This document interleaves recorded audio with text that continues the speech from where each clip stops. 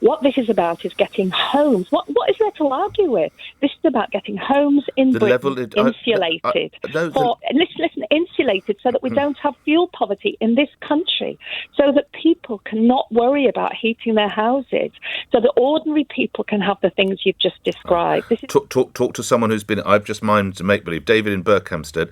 What would you say to Fiona? David, I think you were caught in it. Good morning. Yeah, well, I was meant to have a half-hour journey this morning. As was, I've had an hour and a half, 2-hour journey. I've wasted so much diesel. You've caused so much pollution this morning. And I'm really, really angry and upset with what you have done to me and so much of the rest of the South East. Well, Fiona, just to clarify, Fiona's not one of the protesters, as I know it, but she does broadly hold support with this level of disruption. So here's a man who's had his morning commute, quadrupled, I imagine, and I can sense the frustration in his voice. Fiona, what would you say to David? I mean, his whole morning has been wrecked. I am really sorry. I'm really sorry about that. We are driven to this by the fact the government aren't acting on their own task. You are not sorry at all. If you were sorry, you wouldn't have done it in the first place. I am sorry. I don't lie. I am sorry. I wish we didn't have to do this.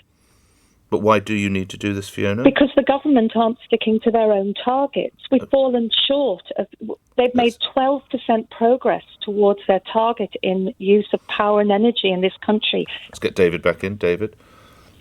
You've made me and thousands of other people waste an awful lot of diesel this morning. You've caused so much more pollution than you needed to.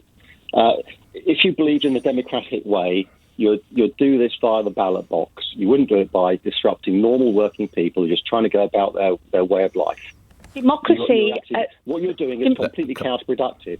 Any sympathy that a lot of people might have for your cause is ruined by doing this sort of thing. Fiona?